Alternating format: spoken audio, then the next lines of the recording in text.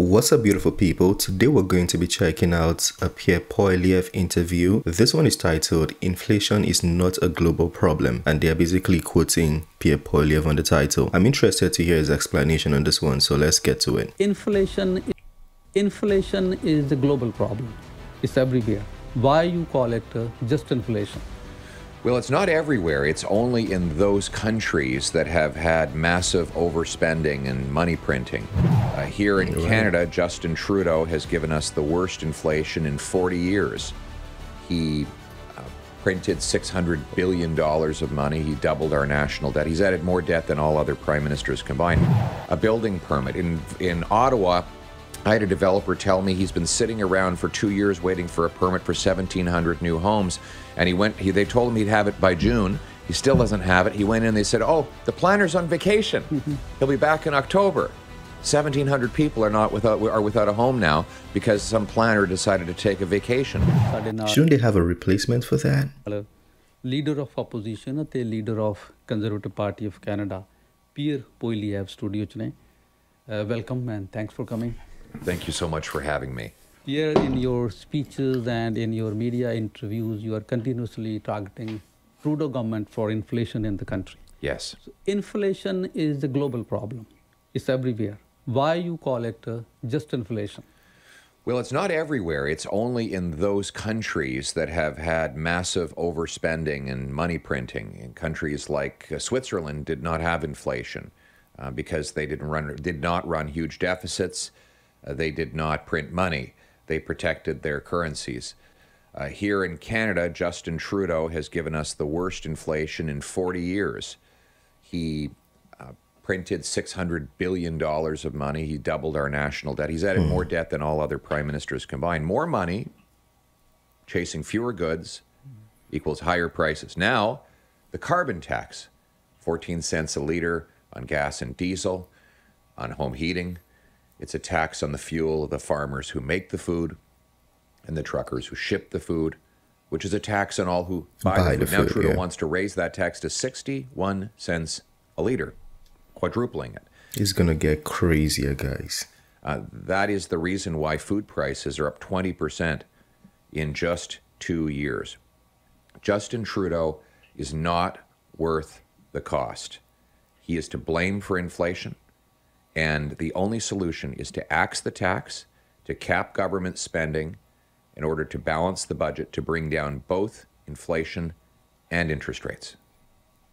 Bank of Canada is raising interest rate. So that's also causing inflation with the high cost of mortgage payments. So Bank of Canada... Not high cost of mortgage payments. Let's get that correct. Impossible mortgage payments. That is it. That is the right word now. Is an independent agency. What would you do if you are in government? Do you think federal government should intervene, can dictate to Bank of Canada? So the reason the Bank of Canada has to raise interest rates is because Trudeau keeps adding to the deficit. According to Liberal Finance Minister John Manley, he said that Trudeau's deficits are pressing on the inflationary gas pedal, which is forcing the Bank of Canada to press on the brakes with higher interest rates. The more the government spends, the more it bids up the goods we buy and the interest we pay. At the end of the day, the government doesn't set interest rates, but it heavily influences it with the spending. So we have to stop the inflationary spending, balance the budget to bring down inflation, so that the Bank of Canada can reduce interest rates. And that's what I will do to bring home lower prices. And another concern is housing. Housing is a big crisis, and you are talking about building new houses to address this problem. But how would you link housing construction with the growth in our population? Because we are adding 1% of the population every year.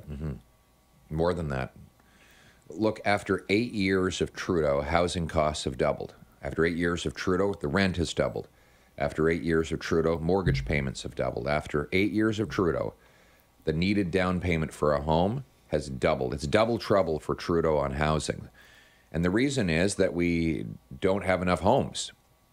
We have the fewest homes per capita in the G7, even though we have the most land to build on. Second biggest country in the world. So why is that? How is it possible that the Americans, who have 8 times more people to house on a smaller landmass, somehow have more affordable homes than we do, yet their housing is about 30 to 50% cheaper than ours? And the answer is we can't get anything built in Canada. Too much bureaucracy and red tape. Bureaucracy and red tape add as much as $1.2 million to the cost of every newly built home in Vancouver and $350,000 to every newly built home in Toronto. Our local governments are blocking construction with huge delays, permitting obstructions, zoning confusion, consultants, lobbyists, lawyers, all of that has to be paid for by the home buyer. So my common sense plan is I will require big cities reduce the cost and increase the speed of building permits as a condition of getting federal infrastructure money. I'll demand that they boost home building by 15% per year, or I'll pull back their federal grants. Those that beat the 15% target will get a building bonus. And I will require every federally funded transit station be pre-approved for high-density apartments all around and even on top of the station like they have in Hong Kong. I'm going to sell off 6,000 federal buildings and thousands of acres of federal land so that we can build, build, build. That's how we're going to add the millions of new homes that we need to put affordable roofs over the heads of our people. Yeah, I don't even mind living on top of a SkyTrain. I don't mind if you can afford the rent. You know, why complain? The noise is not going to disturb you. Yeah, people just want affordable housing. That's what matters more. And the thing that I keep asking is, Pierre Poilievre has been saying this for quite some time, and a lot of people have been saying this on the media as well. Is it that the government is not hearing it? Because I would think if people are saying this, then the government should probably hear and take notes and fix it with what they are saying, right? So why are they not doing it? Just asking.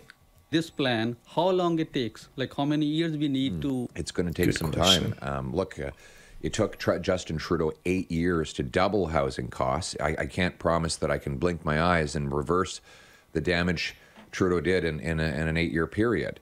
But what I can do is get started on the solution now by accelerating the process of getting building permits. There are builders want to build. It's profitable to build. They can't build, though, because the bureaucracy is slow. We have the second slowest building permits in the OECD. Only, I think it's Slovenia, is slower than Canada. Every other country is faster to get a building permit. And it's insane. Winnipeg, the court condemned the city because they blocked 2,000 housing units right next to a transit station. In Montreal, the mayors blocked 24,000 homes. Here in Toronto, it can take 7 years to get a building permit. In Ottawa, I had a developer tell me he's been sitting around for 2 years waiting for a permit for 1,700 new homes. And they told him he'd have it by June. He still doesn't have it. He went in, they said, oh, the planner's on vacation. He'll be back in October. 1,700 people are without a home now because some planner decided to take a vacation. I'm going to punish big city bureaucracies and governments if they don't get out of the way, because we need to build houses or we're going to have a massive homelessness problem in the next couple of years. Yeah, it's complicated, but then... Massive? People are living in their vans. Isn't that homelessness? People are living in their vans. True talk. Do you think you believe that annual number of immigration should be reduced? Well, we need is the housing construction to be increased. If we build the houses, we can accommodate the newcomers. But we have to pick. Either we have high immigration with high home building, right, or we have the opposite. But we can't have high immigration while we don't build homes. And that's what Trudeau's got backwards. I'm sure it's all well and good to bring in more people, but you have to build homes. And this year, housing construction under Trudeau is down 32%. We're going to be, by 2030, under the current trajectory, we're going to be short 3.5 million homes. Where are 3.5 million people going to live? I mean, it will be good news for the camping stores because they'll be selling tents in record numbers. But we need to build those millions of homes starting today if we're going to house all the people we're bringing in. But our current goals of adding 1% of the population, do you believe these are sustainable? Well, last year it wasn't 1%. It was well over 2%. It was a million people. We grew by a million people in 1 year on a base of 39 million. So it's 2.5% per year more recently. I would point out we built more homes in 1972 than we built last year. In 1972, we had 22 million people. Last year, we had 39 million people. So we have almost double the population, and we're building fewer homes. We're headed to a massive socioeconomic meltdown if we don't get the bureaucracy out of the way to build, and that's what I'm going to do. Another concern is about the priorities of our politicians in countries like UAE, in India and China. They are creating special economic zone to accelerate their economic growth. Yes. But here we listen politicians only talking about freebies, increasing benefit payments, and diversity. So what do you think about And diversity? Let me hear that question again. I like it. Yeah, the interviewer is good. Politicians in countries like UAE, in India and China, they are creating special economic zone to accelerate their economic growth. Yes. But here we listen politicians only talking about freebies, increasing benefit payments, and diversity. So what do you think about that? Do we really need to have a national strategy for accelerated economic growth, special economic zone, and stuff like that? Well, first, on the priorities, I agree with you. Justin Trudeau's focus on all kinds of woke, politically correct distractions that have nothing to do with the well-being of people. True. He wants us to be thinking about all of these trendy causes and weird woke ideas rather than focusing how we're going to put food on the table and paychecks in pockets. I haven't decided what I think about having special economic zones. I'd like all of Canada to be a special economic zone. I want us to have the fastest building permits in the OECD so we can dig mines, build pipelines, build homes, set up factories. All of those will generate paychecks for our people. I want us to have lower taxes that reward hard work, so you bring home more of each dollar you earn. I want to harvest our own resources to bring home production. We have the third biggest supply of oil. Why are we importing 130 barrels a day? We could be using our own. We have the fifth biggest supply of lithium, and yet we're bringing lithium batteries from China. Why don't we mine it here in Canada? We need to speed up building permits to get those built. We have the 1,300 trillion. That's the African logic right there. Same thing happening in Africa. In Nigeria, we have oil everywhere, but we have to export the oil and then buy it back. So gas and petrol and everything is so expensive in Nigeria. Meanwhile, we have it in our country. It's crazy. Yeah, Canada shouldn't embrace that because I'm Nigerian. I know how that goes. Let's take it back a little bit. Bring home production. We have the third biggest supply of oil. Why are we importing 130 barrels a day? We could be using our own. We have the fifth biggest supply of lithium, and yet we're bringing lithium batteries from China. Why don't we mine it here in Canada? We need to speed up building permits to get those built. We have the 1,300 trillion cubic feet of natural gas. The Germans need it. The Japanese need it. They want us to sell it to them, but we need to give them permits to build. We need to build a dozen massive natural gas liquefaction plants that will generate hundreds of billions of dollars of paychecks for our people in this country. I will grant the permits to build those liquefaction facilities. I will reform our tax system to bring our money, our paychecks, and our businesses back to this country so that we can pay our bills with paychecks and not more government handouts. So in our immigration plan, LMI has become a kind of open sale of Canadian residency. It's a big scam. And what do you think about this? Are you going to review this if you want? Yes, absolutely. Trudeau has totally corrupted the LMIA system. He's turned it into a system of criminal brokerage where shysters and scam artists basically get the LMIAs and shop them around, sell them off, and the result is that the workers get abused, our wages are undermined. This should be a program that allows employers to fill truly vacant jobs that a Canadian cannot do.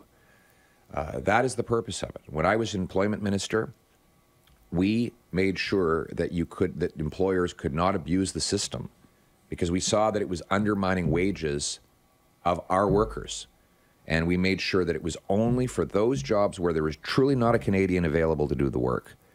And by doing it properly, then we could bring people here who are truly needed and make them permanent residents and citizens after they prove that they would be law-abiding, contributing taxpayers to our country. That's how the system should work and will work when I'm Prime Minister. And this is my final question. Yes. Ontario's Ford government is under fire for removing a big chunk of green belt land and helping their developer friends. And though it's a provincial matter, but people would like to listen. What do you think about this? I'll let Mr. Ford speak for himself. I haven't even met with him since I became leader of the party. It's a totally separate party, and he's can speak for himself and answer questions for himself. And any other thing that you would like to add? One last thing I think we need to get done in this country is to recognize immigrant credentials. We have 20,000 immigrant doctors and 32,000. Yeah, please. Please. Canada does not have doctors, but doctors are driving Ubers. I don't understand. My head is about to blow. Like, my head is about to blow. I literally was in school when I was doing my master's. People had double masters from India. My classmates, I thought I had made it in life when I was doing my master's. But in my class, people had double masters. There were doctors in the class. There were senior engineers that came from Brazil. Very qualified people, but they could not work. These people were saying they're doing construction or working in warehouses just to pay rent and stuff like that. These are professionals. It's crazy. 1,000 immigrant nurses banned from working in our healthcare system because they can't prove their qualifications. We have a red seal testing standard for the trades, but no equivalent for the professions. I want to bring in a blue seal for professionals who were trained abroad to take exam, prove they are qualified, and get to work. My goal is that within 60 days of an immigrant professional applying to work in their field, they'll get a yes or no based on tested ability, not based on where they come from. Right. I'm also going to back up study loans for immigrant professionals, and I'm going to create modules so that future immigrant professionals can begin credentialing before they even arrive in Canada, so that we don't have the insanity of doctors driving taxis or nurses working at Starbucks. We have a desperate need in our hospital system, and I'm going to make sure that we can fill that need with professionals that come here who are qualified to care for our people. All right. Thanks, Pierre, for coming to your studio today. Thank you for having me. It's great to be with you. Thank you. Yeah, that was a very, very good interview. Especially the last point. That one, it has a special place in my heart. That point and the rent, it has a very special place in my heart. Yeah, so I like the fact that Pierre brought that one up. Well, that was a very good interview. Very, very good interview. Because people are qualified. There are nurses everywhere. Go to any school, people doing their masters, people that immigrants that came, they're very qualified people. I'm getting my feelings a little bit. But yeah, let me know what you think about that one. Feel free to share your thoughts on Pierre Poilievre's interview. Like I keep saying, one thing I like about Pierre Poilievre is he's very direct and goes straight to the point. You know, I don't like people dancing around questions. Like, it makes you look very dishonest, but I like the fact that Pierre just says it and goes, like they asked him the question about somebody in, is it Ontario? He said he's going to speak for himself. And I like that, you know, you don't speak on it if you don't want to. And if you do speak on it, be very direct. I think with his points, you know, I don't know about him so much, but I think with his points and his track record, he might be a good prime minister. You know, I'm not advocating for Pierre or Trudeau. Anybody you want to vote for, that's on you. But feel free to let me know what you think. It's the end of this video. Smash the like button, subscribe if you're new to the channel, and I'll see you on the next video. Have a wonderful day. Peace.